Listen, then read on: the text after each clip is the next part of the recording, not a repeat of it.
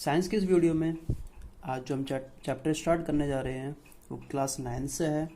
Chapter number 1 जिसका नाम है मैटर इन आवर सराउंडिंग। ठीक है, जिसको हिंदी में जिसका नाम है हमारे आसपास के पदार्थ। ओके, सो नाम से आपको समझ में आ गया होगा कि मैटर कुछ चीज़ है या कुछ मटेरियल है या कुछ भी है जो हमारे आसपास है, इन आवर सराउंडिंग। पदार्थ हमारे आसपास। ठीक है, सो कुछ आइडिया लग रहा होगा आपको कि इस चैप्टर में किसकी बात हो रही है। मैटर की बात होनी है, पदार्थ की बात होनी है। ओके, सो ये हमारी फर्स्ट वीडियो है, वो फर्स्ट पार्ट है इस चैप्टर का। क्लियर है।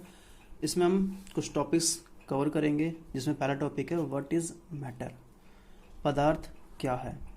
ठीक है, सो चैप्टर का नाम क्लियर होना चाहिए सबसे पहले आपको, ताकि वो लॉन्ग टाइम तक याद रहे। ओके, सो पदार्थ क्या है, मैटर क्या है, सबसे पहले हम ये जानेंगे। ओके, सो चैप्टर का जो नाम है मैटर इन आवर सराउंडिंग, हमारे आसपास के पदार्थ, मतलब मैटर जो है, जो भी कुछ है, ये हमें नहीं पता मैटर क्या है, बट जो भी कुछ है ये हमारे आसपास ही है ना। चैप्टर से तो ये इंडिकेशन मिल रहा है हमें कि हमारे आसपास है ये। तो हमारे आसपास क्या है, सपोज आप अगर किसी रूम में हैं तो हमारे आसपास क्या है, बेड हो सकता है ना, विंडो या गेट हो सकते हैं, फैन या कोई टेबल। ओके, आपके रूम में एयर हो सकती है ना, वाटर हो सकता है, बहुत सारी चीज़ें हैं, है ना। तो अब ये क्वेश्चन ये उठता है कि क्या ये सारी चीज़ें और भी बहुत सारी चीज़ें हैं, क्या ये सब चीज़ें मैटर हैं या इनमें से कौन सी चीज़ें मैटर हैं। कैसे पता लगाएं, कैसे पहचानें हम कि कौन है मैटर, कौन है पदार्थ।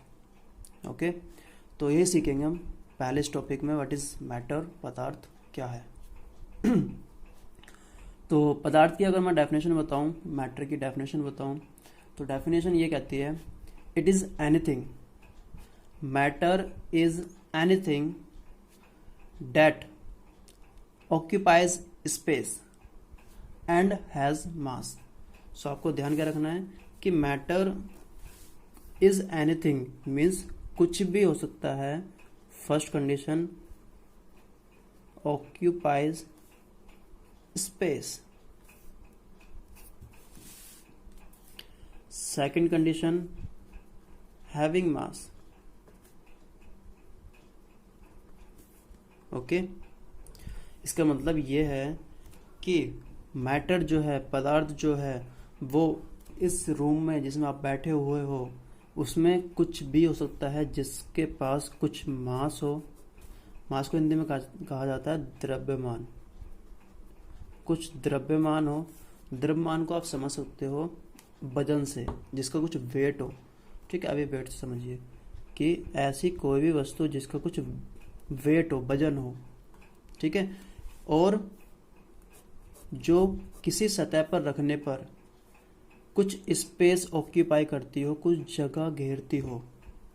ठीक है, सो मैटर को पहचानने के लिए आपको ये दो कंडीशन याद रखनी है कि उसको कुछ वजन होना चाहिए, मास होना चाहिए, एंड वो कुछ जगह घेर रही हो। ठीक है, तो सबसे पहला जो एग्जांपल था हमारा बेड। बेड का कुछ वजन है, बिल्कुल है। ये कुछ जगह घेर रही है, आपके रूम की जगह घेर रही है, स्पेस कुछ ऑक्यूपाई हो रहा है। सो ये क्या है, मैटर। इस तरीके से गेट वजन भी है, कुछ स्पेस ऑक्यूपाई कर रहा है, सो ये भी एक मैटर है। फैन भी मैटर है, टेबल भी मैटर है, एंड एयर भी मैटर है। ओके, सो ये सभी चीज़ें। ठीक है, जैसे कि डेफिनेशन ने कहा है इट इज़ एनीथिंग, यह कुछ भी हो सकता है। ठीक है, बस कंडीशन क्या होनी चाहिए, अगर वो जगह घेरती है, ओके, और उसका कुछ मास है, उसका कुछ द्रव्यमान है, तो वो मैटर कहलाएगी। वो वस्तु मैटर कहलाएगी, वो वस्तु पदार्थ कहलाएगी। ओके, सो आई थिंक आपको क्लियर हो गया होगा। अब आप अपने आसपास की सारी चीज़ों को देखकर कह सकते हो कि यहाँ पे जो हर एक चीज़ है वो मैटर है। क्योंकि हर एक का कुछ ना कुछ मास है, द्रव्यमान है, और वो कहीं पे भी रखी हुई हो वो उस जगह को घेर रही होगी। ओके, क्लियर है? सो मैटर क्या है आपको समझ में आ गया होगा, पदार्थ क्या है समझ में आ गया होगा। चलिए बढ़ते हैं अपने अगले टॉपिक पर। ओके, अब जो टॉपिक है वो है व्हाट इज पार्टिकल्स, कण क्या है। ठीक है, अब एक नया नाम फिर से आया है, पार्टिकल्स, जिसे कहा जाता है कण। सो क्या है ये कण, क्या होते हैं पार्टिकल्स, चलिए समझते हैं। तो जो मैटर है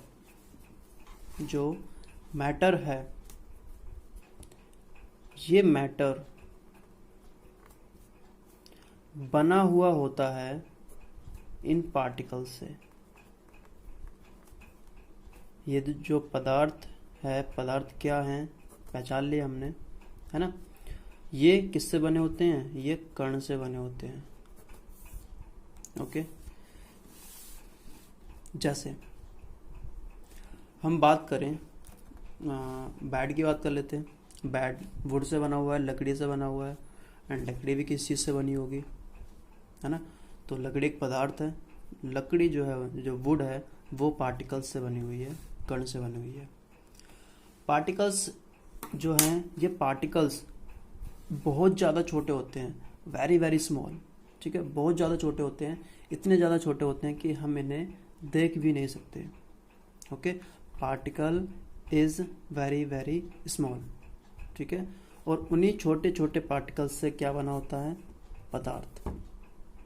ठीक है, सो व्हाट इज पार्टिकल्स, इसका आंसर आप दे सकते हो, matter is made up of particles and particles is very very small. ठीक है, कण क्या है, पदार्थ कणों से बना होता है, और पदार्थ और कण बहुत ज़्यादा छोटे होते हैं। ठीक है, इस तरीके से आप अपना आंसर बना सकते हो। क्लियर है?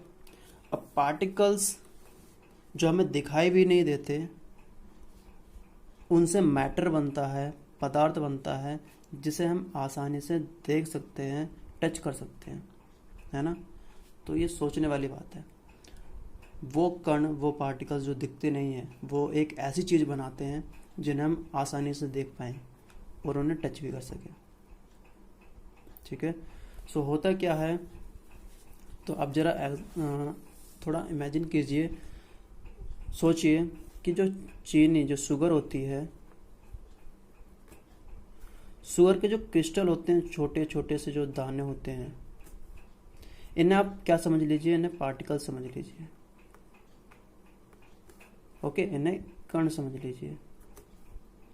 ठीक है, अब शुगर के जो पार्टिकल्स होते हैं ये इतने ज़्यादा छोटे होते हैं, है ना, और इनसे भी ज़्यादा, इतने ज़्यादा छोटे होते हैं पार्टिकल्स एक्चुअल में, वास्तव में। ये तो हमने केवल इमेजिनेशन किया है, सोचा है केवल, बट जो पार्टिकल्स होते हैं वो बहुत ज़्यादा छोटे होते हैं, ये तो दिखते भी नहीं है पार्टिकल्स में।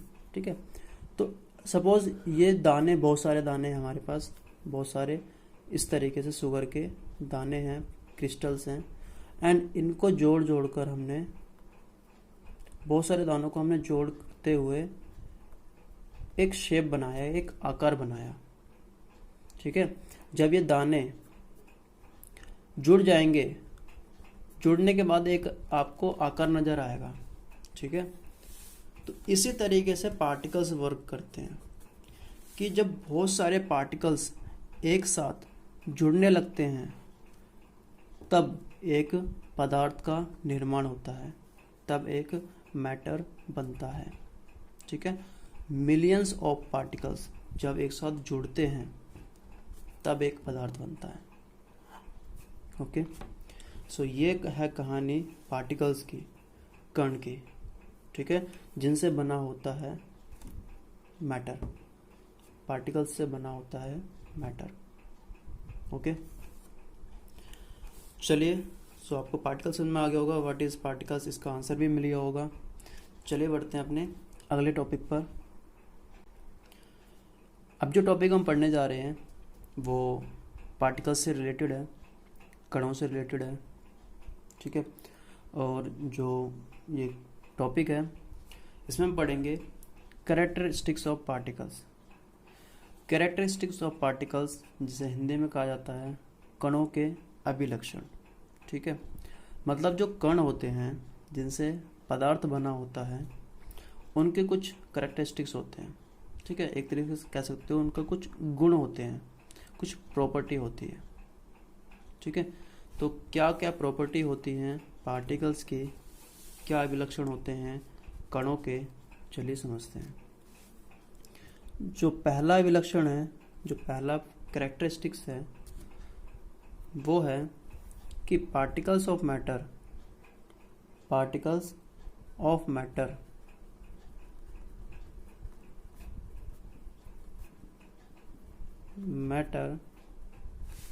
Are continuously moving। ये है हमारा पार्टिकल्स का पहला कैरेक्टरिस्टिक्स, कण का पहला अभिलक्षण। Particles of matter are continuously moving की मतलब क्या है इसका हिंदी में, मतलब ये है कि पदार्थ के जो कण होते हैं वो हमेशा गतिशील होते हैं। ठीक है, कैसे होते हैं, गतिशील होते हैं। अब गति का मतलब आपको पता होगा। ठीक है, जैसे हम चलते हैं मतलब हम गति कर रहे हैं, हम दौड़ते हैं मतलब हम गति कर रहे हैं। ओके, गति से रिलेटेड एक चैप्टर भी है आप किसी 9th क्लास में, वो पढ़ेंगे हम। ठीक है, फिलहाल चलिए इसे समझते हैं। Okay, particles of matter are continuously moving.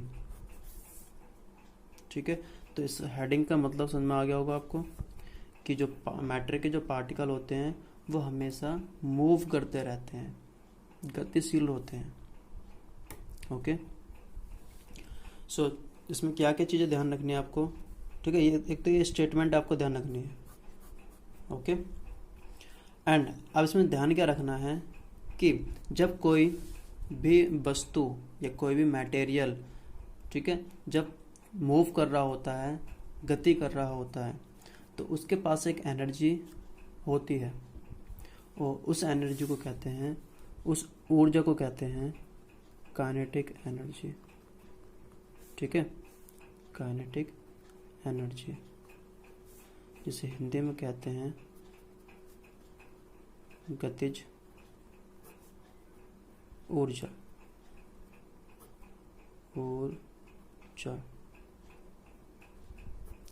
Okay, गतिज ऊर्जा, काइनेटिक एनर्जी। ठीक है, फिर से बता दूं मैं आपको, काइनेटिक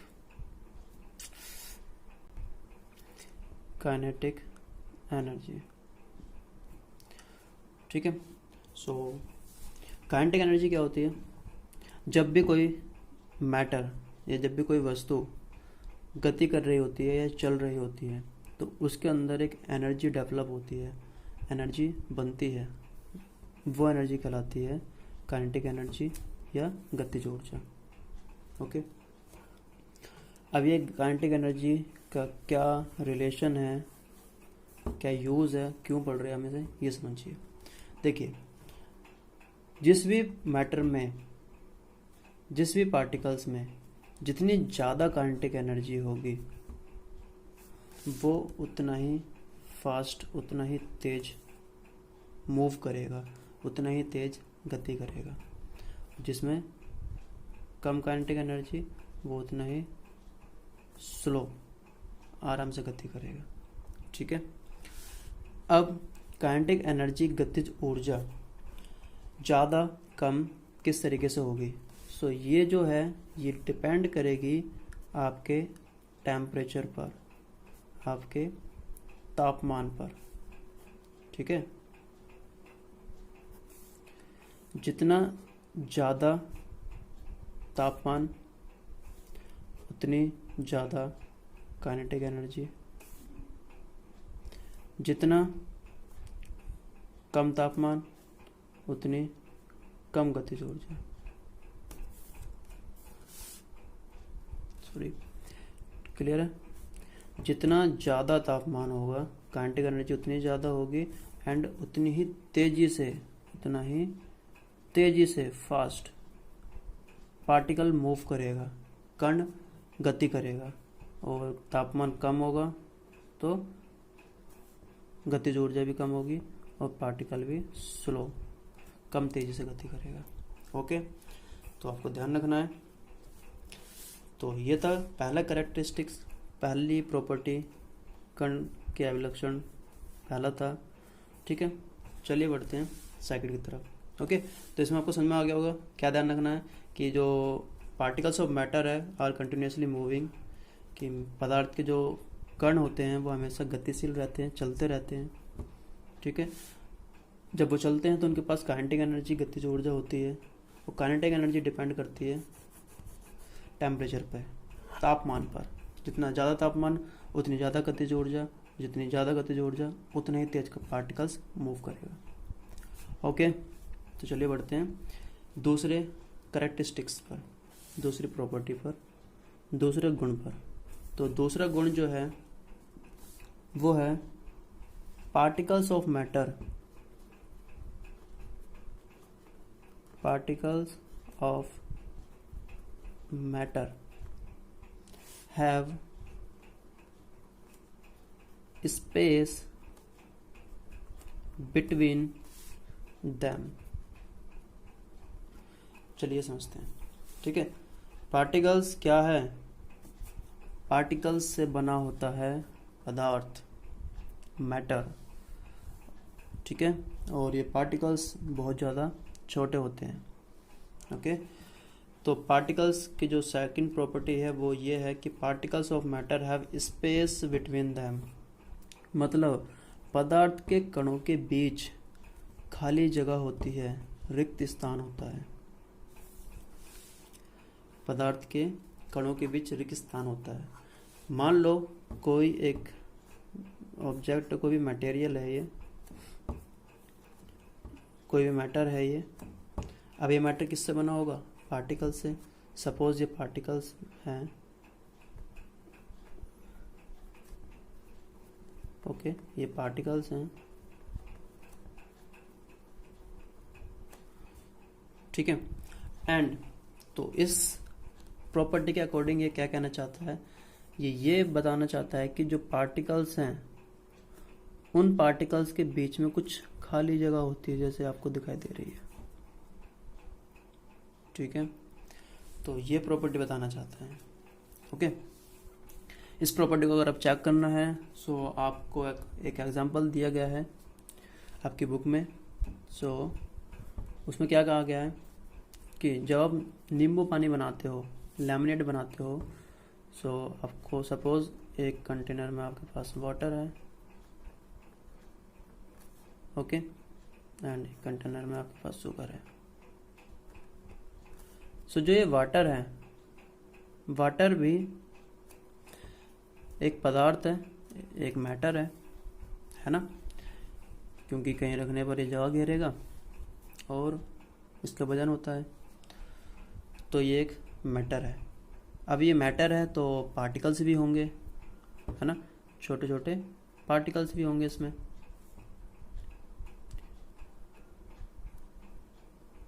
ओके, एंड दूसरे कंटेनर में क्या है हमारे? शुगर। तो शुगर तो क्रिस्टल फॉर्म में होते हैं। ठीक है, और जो क्रिस्टल फॉर्म होते हैं छोटे छोटे, ये भी मैटर कहलाते हैं। एंड जब ये मैटर कहलाते हैं तो ये भी कणों से मिलकर बने होंगे, है ना। तो जब हम शुगर को वाटर में मिक्स करते हैं एंड इसे शेक करते हैं, इसे जब घुमाते हैं, तो एक टाइम ऐसा आता है कि जो चीनी हमने इस वाटर में, पानी में डाली हुई थी, वो पानी हमें दिखना बंद हो जाती है। ठीक है, वो कहीं गायब सी हो जाती है, डिसअपीयर हो जाती है। तो क्या माना जाता है कि जो ये चीनी के जो कण होते हैं, ये कण पानी के कणों के बीच जो ये रिक्त स्थान होता है इसमें जाके बैठ जाते हैं। इन कणों के बीच जो रिक्त स्थान है उसमें जाके बैठ जाते हैं। ठीक है, सपोज ये दो कण हैं वाटर के, सो इसमें जो चीनी का कण है वो आके बैठ जाएगा इस तरीके से। ओके, ठीक। सो ये बताता है कि जो मैटर है उसके कणों के बीच में खाली जगह उपस्थित होती है, स्पेस होता है दोनों मैटर के बीच में, ठीक है। और जैसे कि ये मैटर बहुत सारे पार्टिकल्स हैं और इन सब पार्टिकल्स के बीच में रिक्त स्थान होगा, एक खाली जगह होगी, एम्प्टी स्पेस होगा। ओके, तो ये थी इसकी सेकंड प्रॉपर्टी, सेकंड अभिलक्षण कण का। चलिए बढ़ते हैं इसके तीसरे अभिलक्षण पर और लास्ट अभिलक्षण, ठीक है।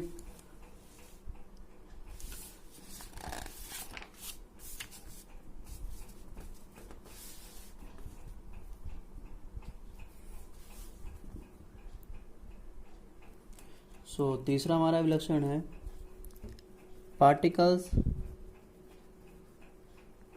ऑफ मैटर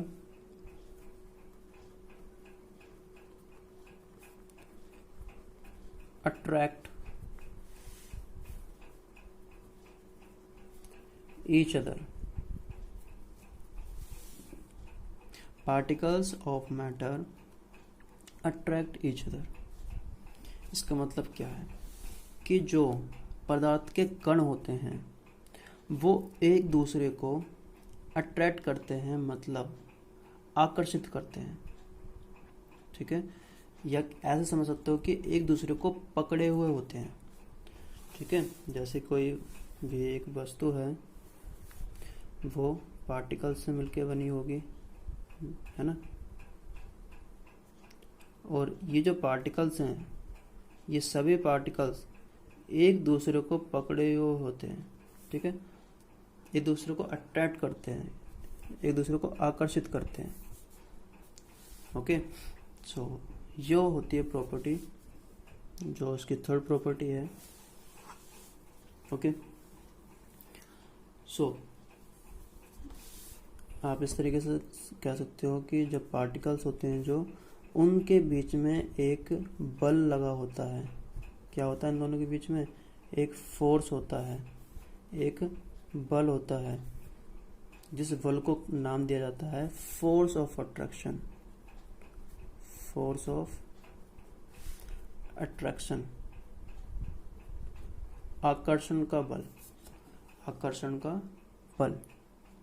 ओके, जिस बल के कारण ये दोनों एक दूसरे से जुड़े होते हैं, ये दोनों एक दूसरे से जुड़े होते हैं इस बल के कारण।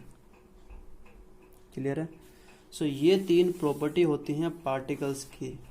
अभिलक्षण होते हैं कण के।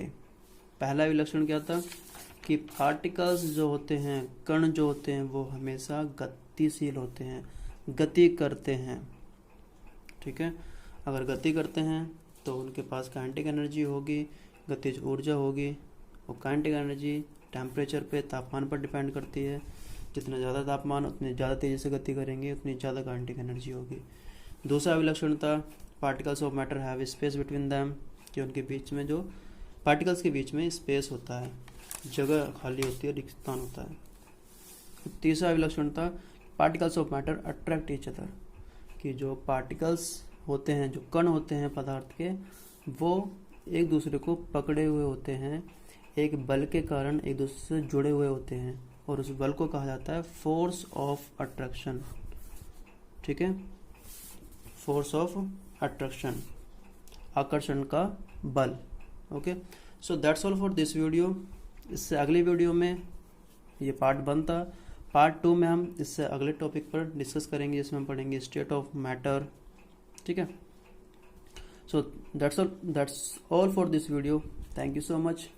अपने ख्याल रखिए, और एक चीज़ ध्यान रखिए कि जो आपने ये टॉपिक, ठीक है, ये रफली जो मैंने समझाए हैं एक आइडिया से, ठीक, क्योंकि यहाँ पे कोई थ्योरी नहीं पढ़ी हमने, कोई लैंग्वेज नहीं बनाई थी, है ना। सो आपको ये समझ में आ गया होगा। एंड आपको एक काम करना है, इन्हीं टॉपिक्स को आपको अपने बुक से, लैंग्वेज से पढ़ना है, ठीक है। जो बुक की लैंग्वेज दी गई है उससे पढ़ना है आपको। ओके, और पढ़ने के लिए आप कोई बुक ले सकते हो, या आप सपोर्टिंग मटेरियल जो गवर्नमेंट स्कूल में प्रोवाइड किया जाता है उस सपोर्टिंग मटेरियल से पढ़ सकते हो, ठीक है। पढ़ने से बहुत सारे फ़ायदे होते हैं, उससे आपको लैंग्वेज बनानी आती है, ठीक है, लिखने का तरीका आ जाता है। ठीक, तो आप रीडिंग करिए बुक की, ठीक है। So thank you so much for this, and अपना ख्याल रखिए, और रीडिंग ज़रूर करनी है, रीडिंग करने के बहुत सारे बेनिफिट हैं। सो रीडिंग करिए और अपना बहुत अच्छे से ख्याल रखिए।